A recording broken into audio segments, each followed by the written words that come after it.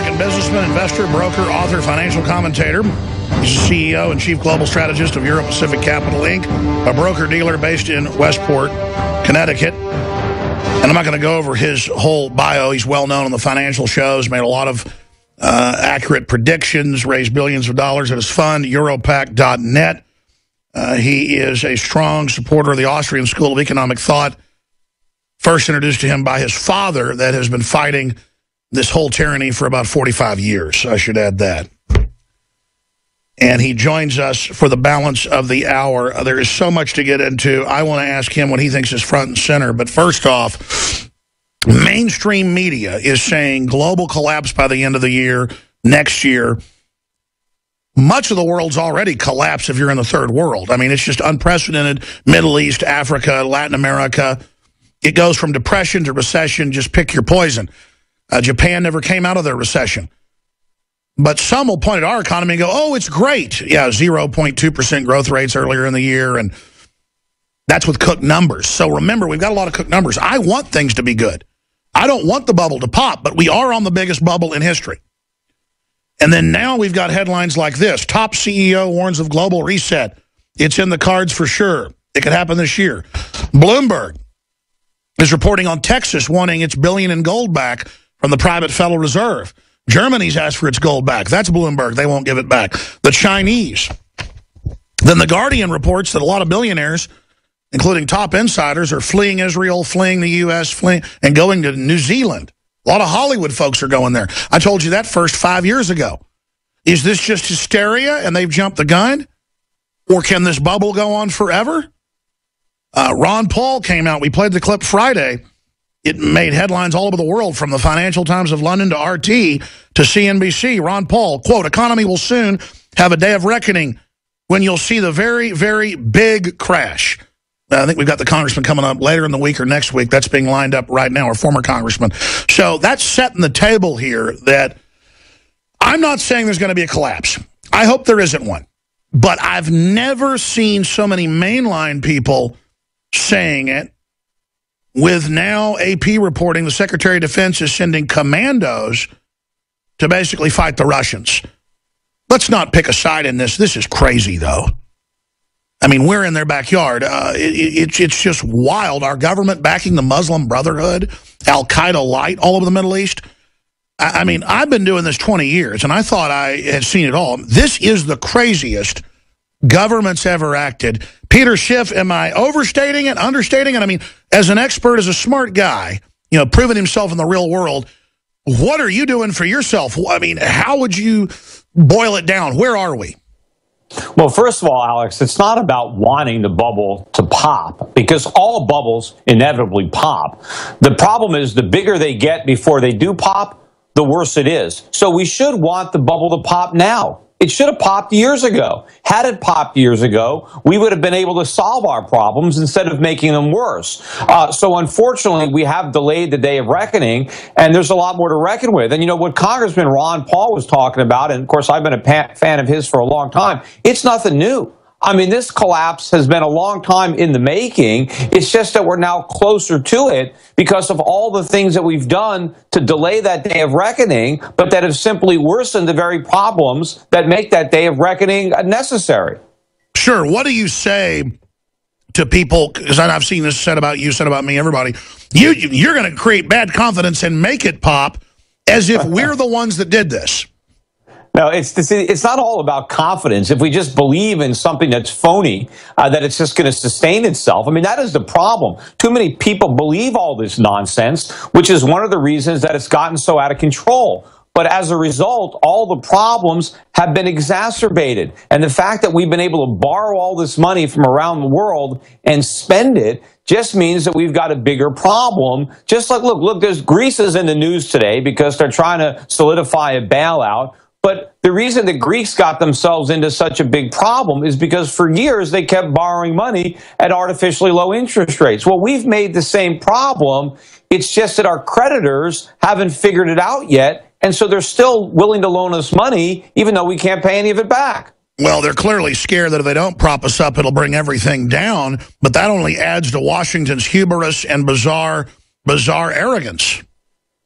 Well, yeah, and of course, the longer it takes, the more false confidence it builds. And, a lot of people have begun to criticize me over the last few years, saying, oh, Peter Schiff, and of course, not just me, but other people have been predicting this gloom and doom. And you see, nothing bad has happened, and so they're wrong. But meanwhile, a lot of bad stuff has happened. We have this phony recovery. The real economy is weakening despite all of the doctored up statistics. The average man in the street is worse off. His net worth is going down. He's got a lower paying job. He's got no savings. He's loaded up with debt. This thing is a ticking time bomb. The fact that the fuse is a little bit longer than some of us might have guessed doesn't undercut the reality. It just means with all the new banking manipulations and insider trading and derivatives and all the rest of it, they've been able to prop it up longer. But every analyst out there pretty much says that when it finally goes under, unless you're talking about Krugman or something, that it's going to be spectacular. What does it signify then that so many mainline analysts and people, and even folks that pushed all this Keynesian economics garbage, are now saying we're in deep trouble, wealth inequities and all the rest of it? It seems like they're trying to have their cake and eat it too. That signifies to me that we are getting close to the bubble popping. Well, the fact that so many people refuse to acknowledge that there's a bubble in the first place is a good contrarian indicator. But you've got to remember that they never see the bubbles, right? The Federal Reserve certainly never sees them. They're always in denial even after they pop.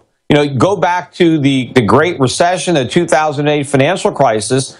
Nobody at the Fed saw that coming. In fact, by mid-2008, they still had no recession anywhere in their forecast, despite the fact that we were 7 months in to the greatest recession since the Great Depression.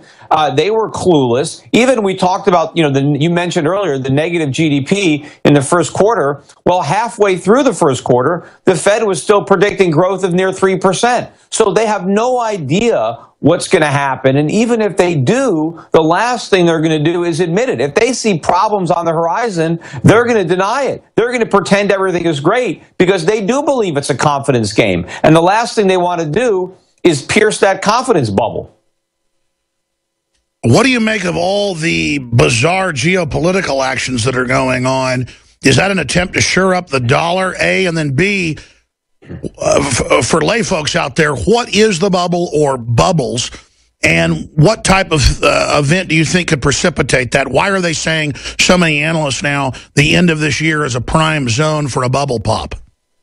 Well, I didn't even know that many analysts were saying that. I think that's still probably a small minority of opinion. Most of the analysts are still cheerleading this phony recovery. They're convinced that it's real. But, when you put your finger on the dollar, that's been a big key to this. The dollar has had a very, significant rise over the last couple of years, although it hasn't been rising since March. It kind of peaked out in March. But the basis of the dollar rally was the false confidence in the U.S. economy and the generally held view that the Fed was now going to start raising interest rates and shrinking down its balance sheet because it had fixed all the problems. Well, the reality is it didn't fix the problems. It made them all worse. And so now it can't shrink its balance sheet. It can't raise interest rates without precipitating a worse financial crisis than 2008.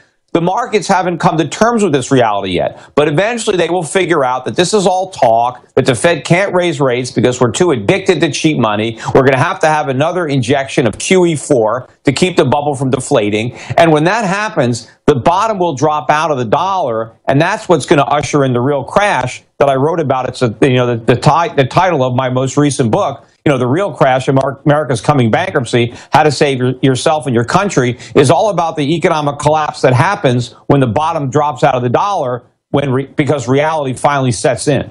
I want to spend a lot of the time today on your book and tell folks if they want to really get prepared where to get it. I just feel so bad because, historically, there's no way this will go on forever. As you said, the longer it goes on, the worse it's going to get. The real crash, how to save yourself and your country. Peter D. Schiff, New York Times bestselling author, on with us right now. Before we go to break, though, surely you've seen the articles. You manage a lot of rich people's money. London Guardian, you name it, admits what we already knew, that a lot of rich people are getting armored redoubts in the Ozarks or in Montana or in New Zealand, or they're building safe houses. They're acting really paranoid. They're pulling cash out. They're pulling gold out while criticizing gold. What do you make of that fear under the surface, or is it not that bad?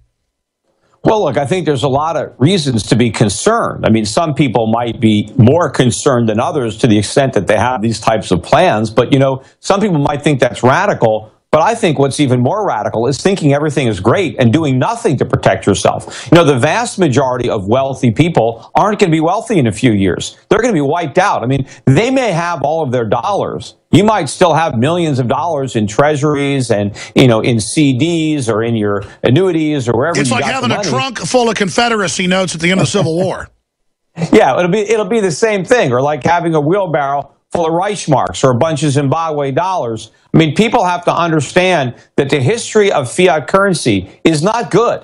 And people that don't perceive and act upon these threats, you know, end up with severe losses. And, you know, the U.S. government has borrowed way beyond its capacity to repay. The only avenue politically expedient is inflation, and it is going to happen. And I think we're on the doorstep of a currency crisis that will wipe out the wealth of the vast majority of Americans who are foolish enough to store their wealth in U.S. currency. So what I'm helping my clients to do, the wealthy and not so wealthy, is to get their financial assets out of harm's way. All right, let's talk about that when we come back. We got to go to break. Peter Schiff's our guest. I want you to come back and walk through some of the basics. Obviously, folks can read about it in the book or check out your site. We'll be right back. Stay with us. Welcome back to the Alex Jones Show. I'm your host, Alex Jones. Peter Schiff of Europac.net is our guest. Best-selling author, fund manager. Made a lot of accurate predictions. Predicted a few years ago that we'd see a larger collapse in the West than we've seen so far, but that's what a lot of other people said. I mean, we've never seen a bubble that I've studied in history get this big. That's across the board in bonds and in the currencies and just everywhere. It is la-la land, because when the music stops, it's going to be spectacular. So I want to ask him in the next segment what he thinks different scenarios are, collapses could look like. Not predictions, but you know, what they could look like, how we can protect ourselves individually. We're going to talk about that right now in his book. But at the same time, I've just got so many questions, because I wish there was some way to stop the bubble. I mean, he makes the point that it needs to go ahead and just pop. I wish there was a way to just freeze it and then slowly deflate it. He was saying earlier it needed to pop a long time ago. That's what Ron Paul and others are saying as well. How would we have gotten out of this if we would have popped it 3, 4, 5 years ago? And how would have that been better versus now?